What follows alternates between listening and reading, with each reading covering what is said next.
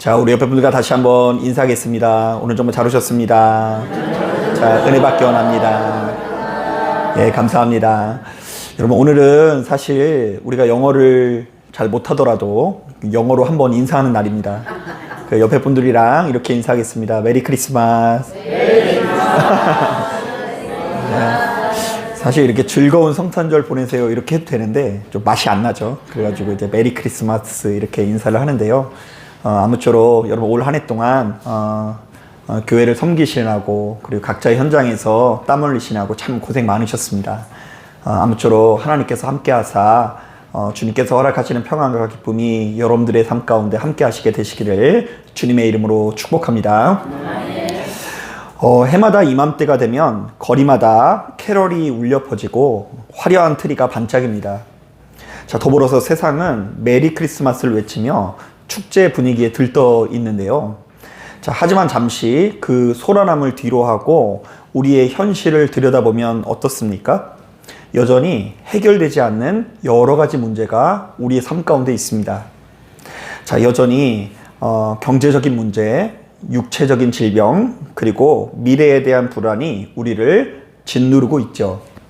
자, 그렇다 보니 꽤 많은 분들이 이 성탄절의 한복판에서 이렇게 질문을 떠올릴 수 있을 것 같아요. 오늘은 뭐가 그렇게 기쁜 날일까? 도대체 오늘이 뭐가 그렇게 기쁘고 즐겁길래 웃고 떠드는 것일까? 자, 여러분들도 한번 속으로 생각해 보세요. 자, 여러분 오늘은 빨간 날이니까 참 기쁘죠? 아멘 해주셔야 되는 거예요. 이거 빨간색은 기적인 거예요. 미라클이에요. 여러분 오늘은 이 선물을 주고받으니까 즐거운 날입니까? 만약 성탄절이 잠시 잠깐의 현실을 잊게 해주는 마취제와 같은 날이라고 한다면 내일 아침 우리는 또다시 허무함이 찾아오게 될 것입니다. 자, 바로 이런 점에서 오늘 우리가 읽은 이 본문은 큰 교훈을 주는데요. 자, 예수께서 이사야서에 나오는 말씀을 인용하면서 자신이 이 땅에 태어난 목적을 분명히 밝히시는데요. 참 좀 어렵더라도 우리 같이 한번 읽어볼게요. 18절부터 19절 말씀 천천히 한번 읽어보겠습니다. 18절 19절 시작. 주의 성령이 내게 임하셨으니 이는 가난한 자에게 복음을 전하게 하시려고 내게 기름을 부으시고 나를 보내사 포로된 자에게 자유를 눈먼 자에게 다시 보게 함을 전파하며 눌린 자를 자유롭게 하고 주의 은혜의 해를 전파하게 하려 하심이라 하였더라. 자, 여러분들에게 생소할 수 있으나 이것은 예수께서 이 땅에 희년을 선포하시기 위해서 오셨다라는 것입니다. 자, 한번 따라 보겠습니다. 예수께서는 희년을 선포하기 위해 오셨다. 예수께서 이 땅에 오신 이유가 무엇 때문이라고요? 희년을 완성시키기 위해서, 선포하기 위해서 오셨다라는 말씀이에요.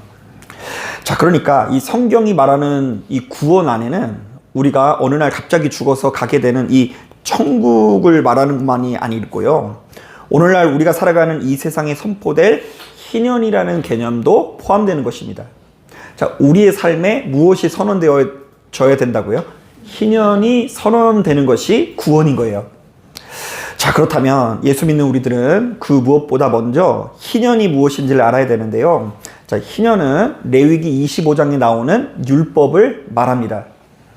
자, 하나님께서는 이스라엘 백성들에게 아주 특별하고도 특이한 법을 주셨는데요. 7년마다 땅을 쉬게 하는 안식년이 있어요. 자, 세상에 대단하죠. 6년을 일했으면 7년째 되는 날은 뭘 해야 된다고요? 쉬어야 된다. 일하지 말고 7년째는 쉬어라. 그리고 그 안식년을 7번 보내고 그러면 49년이죠. 그러면 50년째 해를 희년으로 지키라고 명하셨습니다.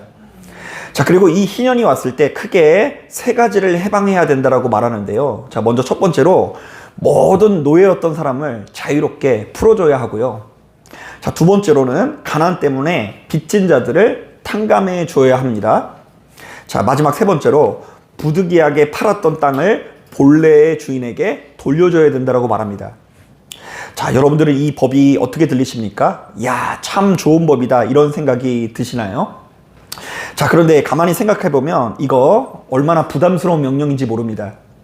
자, 우리가 일주일에 하루 쉬는 것도 마음이 불안할 때가 있어요, 없어요?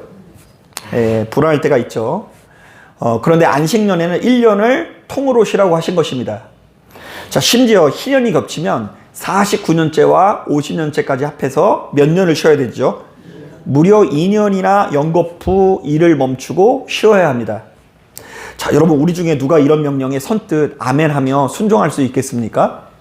당장 내일 먹을 것이 걱정이고 남들은 쉴 새 없이 뛰어가는데 나만 멈춰 있으면 도태될 것 같지 않습니까? 자, 실제로 그렇다 보니까 인간적인 계산으로는 이 말씀 그대로 살다가는 굶어 죽기 딱 십상이라는 생각이 들기도 합니다. 자, 실제로 저 같은 경우도 목회하다가 그런 경험이 있는데요.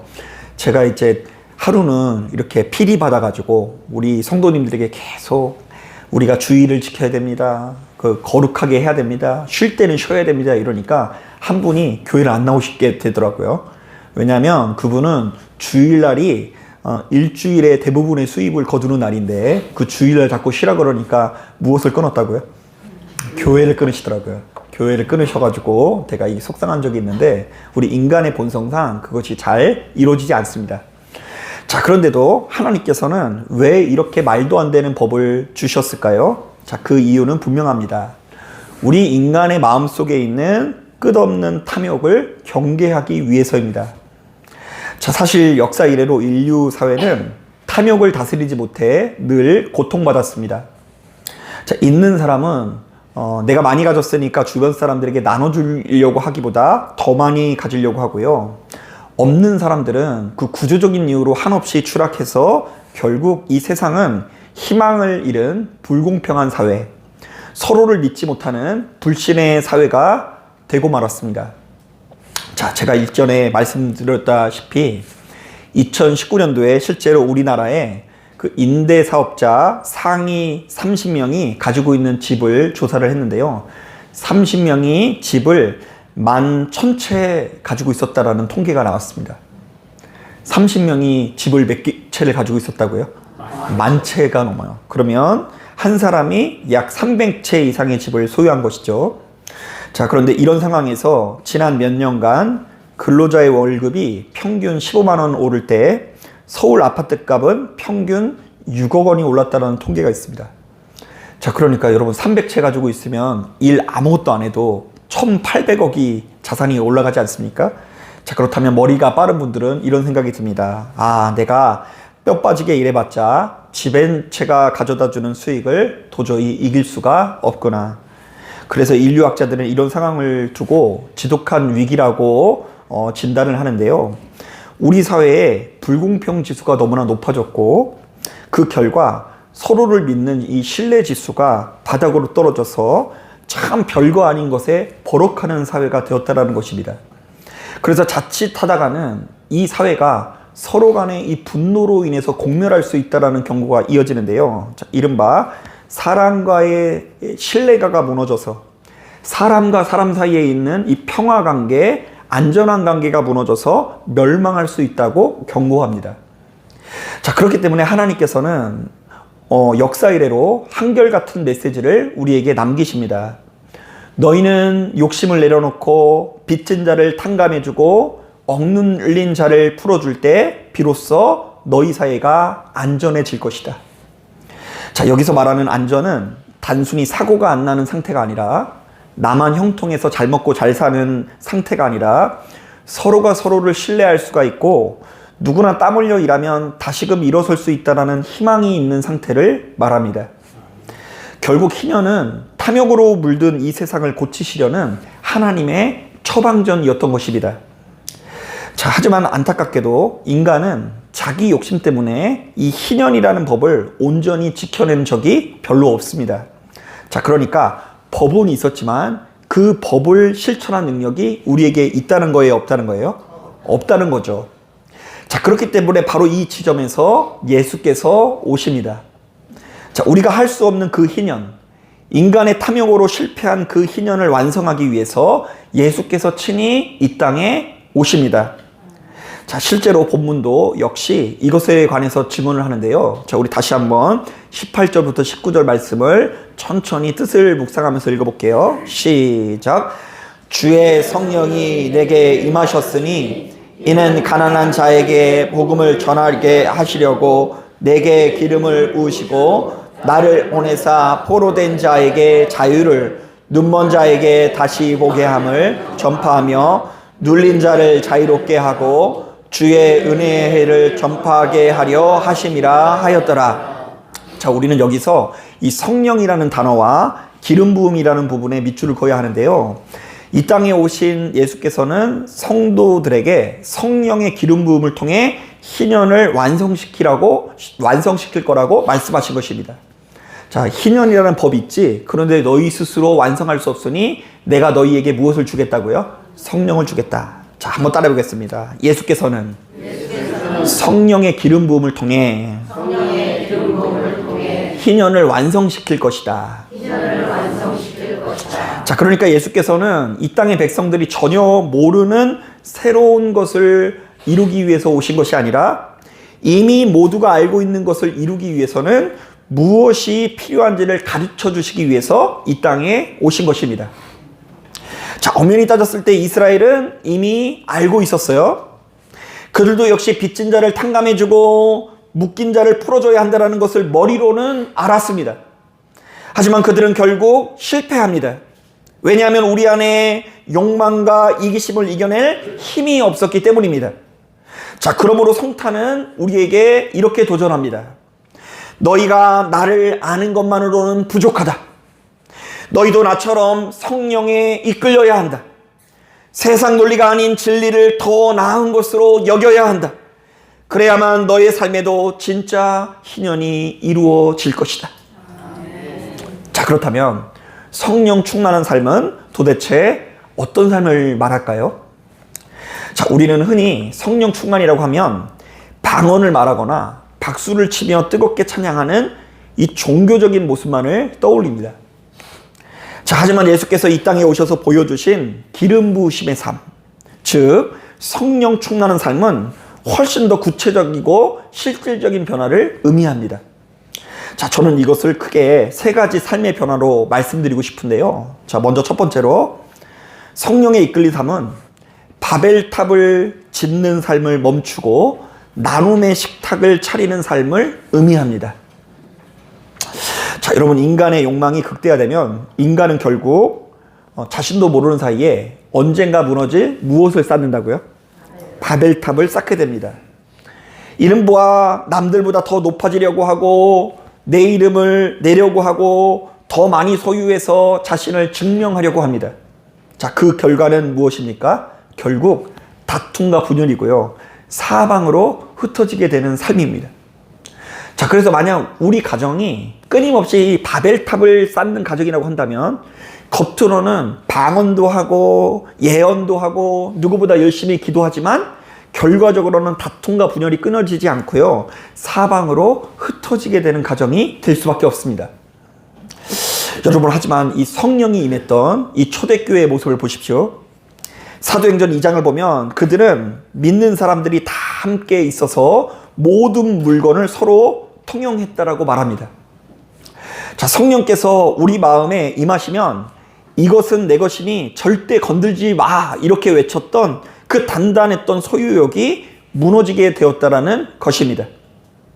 자, 그러니까 내 안에 있는 여러 가지 욕심을 무너뜨리는 그 구체적인 역사, 나밖에 모르고 내 손에 있는 것들을 주변 사람들에게 펴지 못했던 누군가가 그리스도 예수의 이름으로 주변의 많은 사람들과 나눔을 가질 수 있는 상태가 되는 것이야말로 성령 충만한 삶이라는 것입니다. 자, 실제로 여러분 역사 속에서 이 두 가지 삶의 결과가 어떻게 다른지를 보여주는 예가 있습니다. 여러분, 우리가 잘 아는 이 추수감사절 이야기인데요. 1620년대에 영국 청교도들이 처음으로 미국에 도착했을 때 굶어 죽을 위기에 처하게 됩니다. 자, 그때 이 원주민이 도와주게 됩니다. 처음에는 어떤 식으로 위기를 해결하려고 그러냐면요. 이 청교도들이 사실은 종교의 자유를 누리기 위해서 이제 미국 땅에 도착한 거 아니겠습니까? 그러니까 그곳에 와서 농사가 잘 되게 해달라고 엄청나게 기도합니다. 하나님, 이 겨울에 버틸 수 있도록, 다가오는 겨울에 버틸 수 있도록, 농사가 잘 될 수 있도록 인도하여 주옵소서. 그리고 그때 활약했던 무수히 많은 부흥 강사들이 예언을 쏟아내게 됩니다. 올 가을에는 수확을 잘할 것이다. 올 가을에는 대박이 날 것이다. 걱정하지 말아라. 자, 그런데 여러분, 그 예언이 이루어졌을까요? 안 이루어졌을까요? 하나도 안 이루어지고요.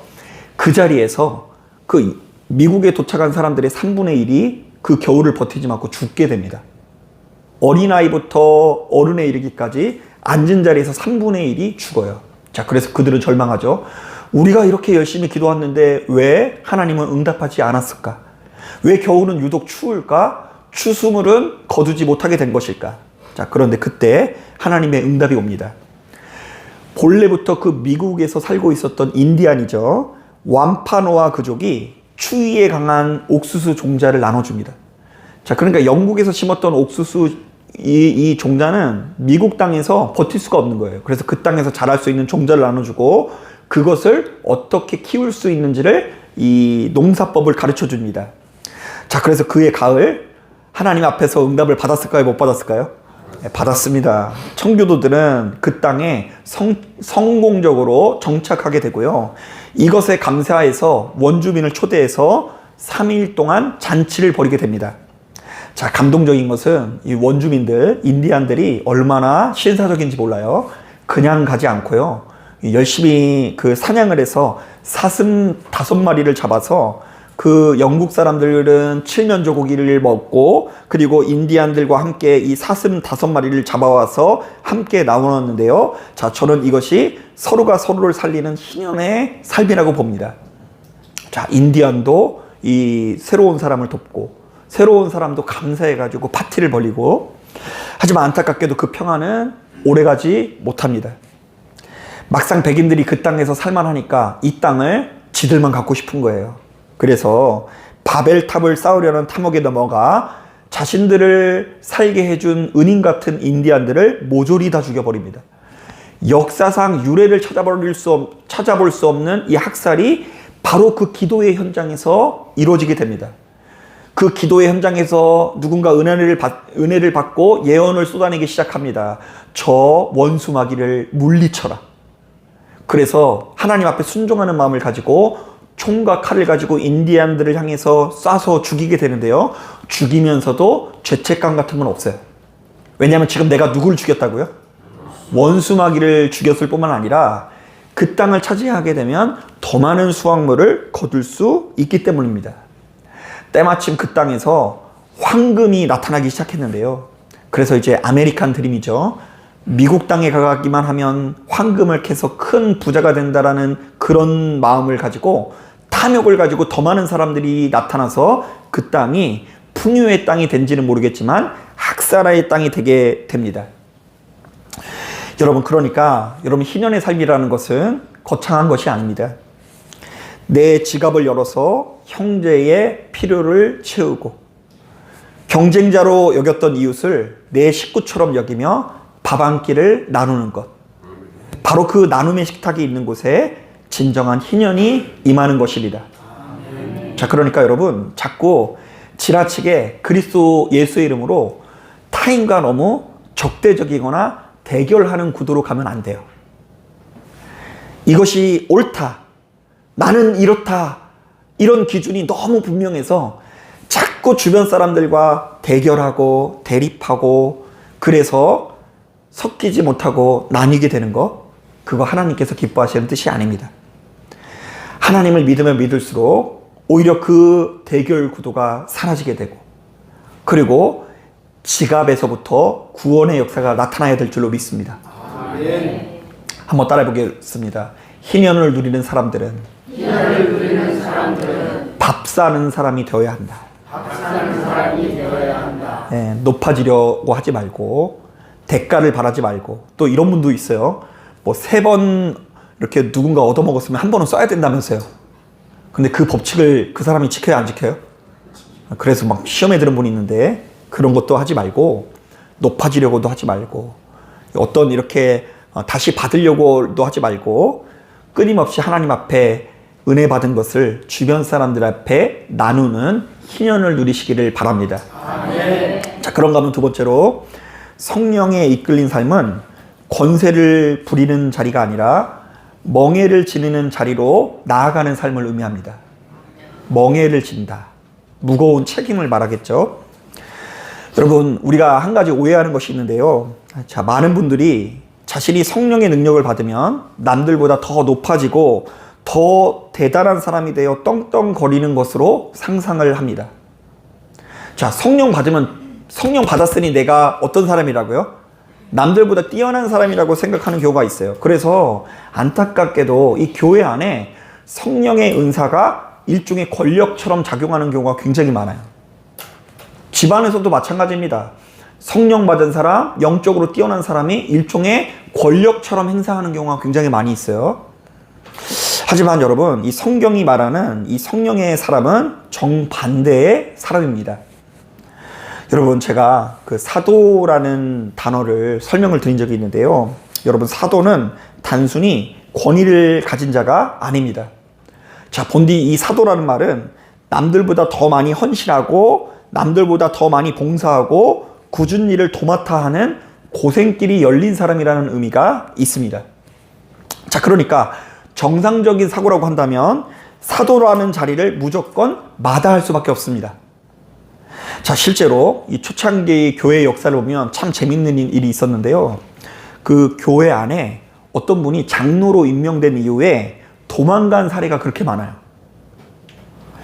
여러분, 감동이 없으신데 제가 이 이야기를 듣고 얼마나 감사한지. 우리 장로님 안 도망가셔가지고 다행인데, 초창기에는 이 장로가 되면 이 굉장히 이제 이게 너무 부담스러워가지고 도망가는 사례가 많았어요.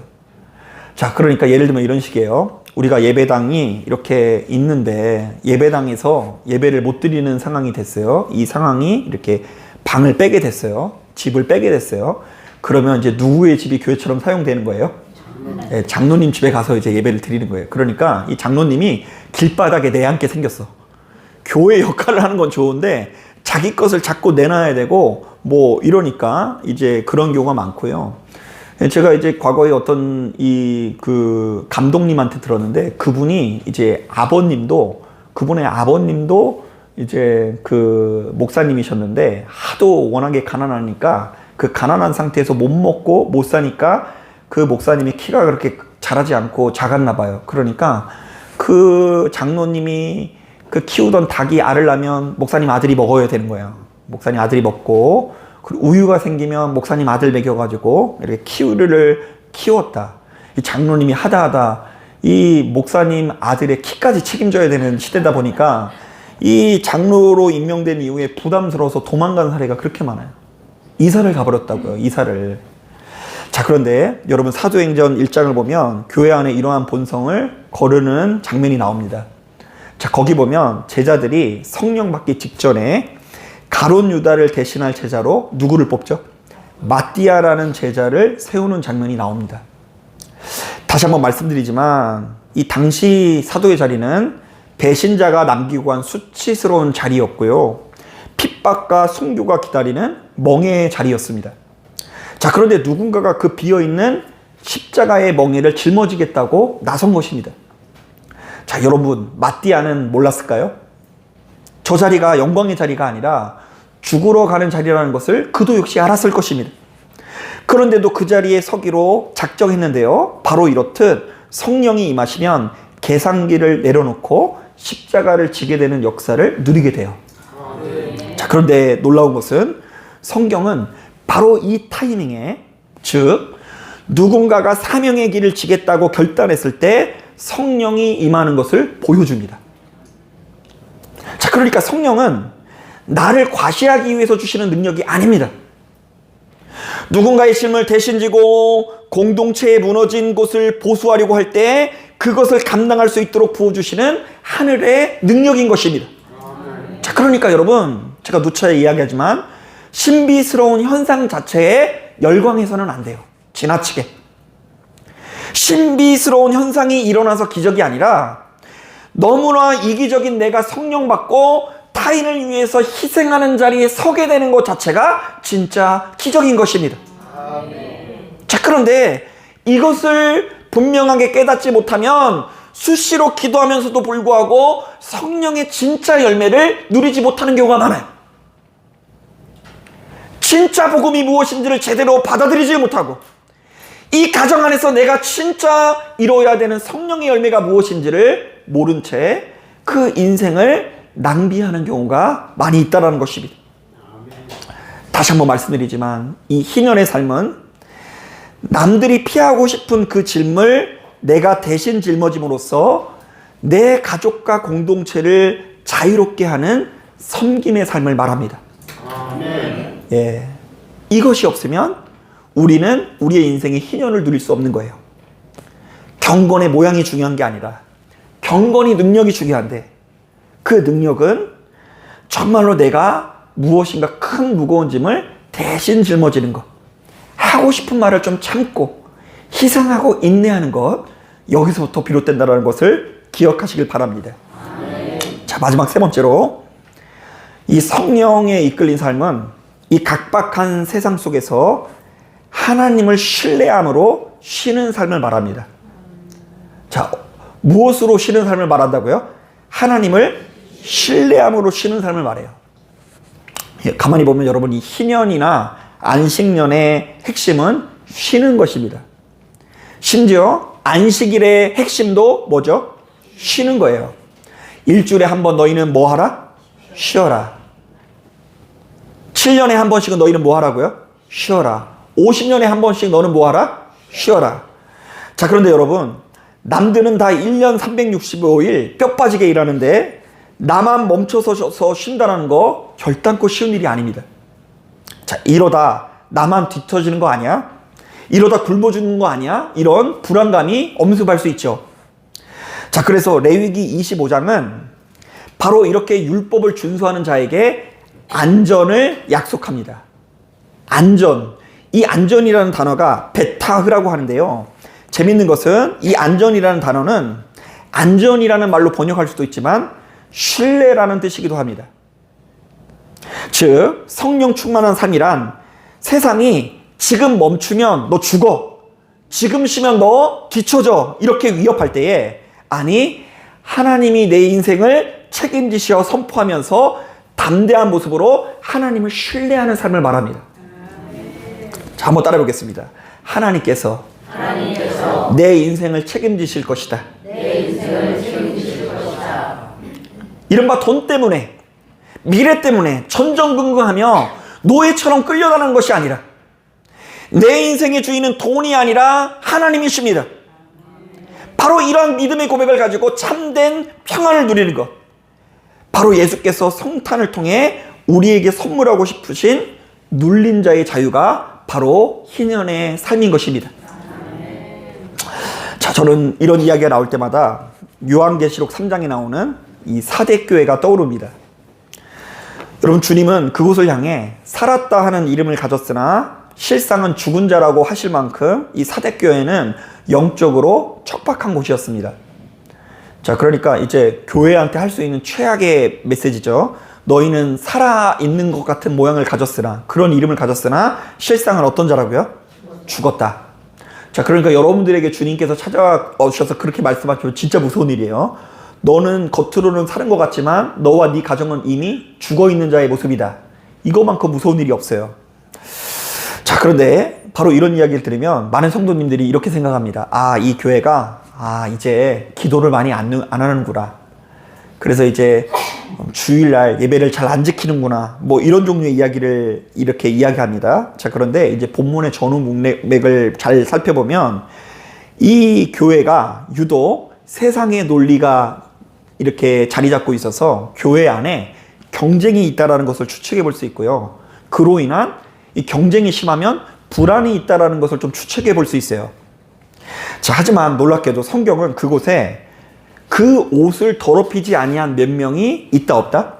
있다고 기록합니다. 이른바 남들이 다 불안에 떨며 바벨탑을 쌓으려 할 때 하나님을 신뢰함으로 자기 자신의 자리를 지킨 사람들이 있었다라는 메시지가 이어집니다. 자, 여러분, 성령 충만은 바로 이런 것입니다. 자, 여러분, 환경이 좋아서 쉬는 것이 아니죠. 가진 것이 많아서 쉬는 것은 더더욱 아닙니다. 세상이 아무리 소란스러워도 내 안에 계신 주님을 믿기에, 그분을 신뢰하기에 담대하게 멈춰서서 참된 안식을 누리는 자립한 신앙, 이것이 예수께서 주시는 희년의 삶입니다. 한번 따라해 보겠습니다. 신뢰가 안전을 낳고 안전이 쉼을 낳는다. 네. 하나님을 신뢰하는 자가 결국 쉴 수 있는 거예요. 그래서 하나님을 신뢰하지 못하는 사람은 되게 바빠요. 뭘 해야 돼요? 가만히 있지를 못해요. 쉬는 것은 더더욱 할 수 있어요, 없어요? 없어요. 하나님을 신뢰하기 때문에 안전을 확신하고 그로 인해서 쉼을 누리는 것이 우리에게 주어진 최고의 축복이에요. 그래서 여러분, 자꾸 뭘 쌓아두려고 쌓아둔 다음에 쉬려고 해서는 그 사람은 절대로 못 쉬어요. 그냥 누구를 신뢰하고? 하나님을 신뢰하고 쉬어보는 거예요. 그리고 그 쉬면서도 내가 이렇게 쉼으로 인해서 한 대 맞는 거 아니야? 이렇게 불안할 것이 아니라 하나님께서 이런 나를 책임져 주실 것을 믿으셔야 합니다. 자, 말씀을 정리합니다. 이 설교 서두에 던졌던 질문을 다시 한번 떠올려 봅니다. 자, 오늘 좀 설교 내용이 좀 기분 좋은 말이 아니랬고 좀 뼈 있는 말인 것 같아서 좀 마음이 무거운데요. 자, 설교 서두에 이런 질문을 했죠. 도대체 오늘이 뭐가 그렇게 기쁜 날인가? 자, 이제 우리는 그 답을 좀 알 것 같습니다. 자, 오늘은 단순히 빨간 날이라서 선물을 주고받는 날이어서 기쁜 것이 아니었습니다. 자, 오늘은 죄와 탐욕의 종로를 탈 수밖에 없었던 우리들의 인생에 예수 그리스도께서 찾아오셔서 완전한 탄감, 진정한 희년을 선포한 날이기 때문에 기쁜 것입니다. 아멘. 자, 그러니까 여러분, 우리가 노예였다가 자유를 찾았다고 생각을 해보세요. 지금 빚진 자였다가 그 빚을 탕감받았다고 생각해 보세요. 빼앗긴 땅을 다시 찾았다고 생각해 보세요. 여러분, 이거 기쁜 일입니까? 아닙니까? 기쁜 일이에요. 자, 그럼 한번 따라해 보겠습니다. 나는 예수를 믿기 전에는 노예였습니다. 빚진 자였습니다. 땅이 없었습니다. 이렇게 말할 수 있는 사람들만 기쁜 거예요. 자기가 예수 믿기 전에는 어떤 사람이었다고요? 빚진 자였고, 그리고 노예였고요. 또 땅이 있었다고요? 네, 없었어요. 그런데 예수 믿음으로 말미암아 그 모든 것들이 해결되고 탕감됐기 때문에 우리가 기쁜 거예요. 자, 그렇다면 바로 이런 관점에서 아기 예수께서 태어나신 이 베들레헴의 그 초라한 구유는 하나님께서 인류의 모든 죄를 파기시키기 위해 설치하신 희년의 본부라고 할 수 있습니다. 자, 그러므로 성탄을 맞이한 우리에게는 거룩한 사명이 있습니다. 단순히 예수님 생일 축하합니다라고 끝날 것이 아니라 내 안에 계신 성령님을 의지해서 내 삶의 자리에 작은 희년을 선포하는 것입니다. 자, 희년을 선포해야 돼요. 오늘 예배를 드리신 분은 어떻게 해야 되냐? 일단 첫 번째로 탐욕을 멈추고 나눔의 식탁을 차리시길 바랍니다. 대접하세요. 손을 피시고 밥을 사는 인생이 되길 바랍니다. 자, 둘째, 남들 위에 자꾸 굴림해서 대립하지 마시고 기꺼이 섬김의 멍에를 지십시오. 그러니까 모욕당하고 조금 기분 나쁜 그 무엇인가를 내가 넘어서 자꾸만 주변의 많은 사람들과 화목과 화평을 누리는 지경에 이르러야 됩니다. 이게 희년이에요. 자, 또한 세상의 위협 앞에 두려워하지 말고 하나님을 신뢰함으로 참된 안식을 누리십시오. 자, 바로 그때 세상 사람들은 우리를 보고 이렇게 물을 것입니다. 당신들은 도대체 무엇이 그리 기쁩니까? 무엇이 당신들을 그렇게 자유롭게 합니까? 자, 우리는 그때 이렇게 말하면 됩니다. 한번 따라해 보겠습니다. 내 안에 예수 그리스도, 진정한 희년이 오셨습니다. 자, 이 성탄의 아침, 예수께서 주시는 해방의 기쁨과 자유가 여러분들의 심령과 가정, 그리고 우리 교회 위에 영원토록 함께 하시기를 주님의 이름으로 축복합니다. 아멘. 자, 기도하겠습니다.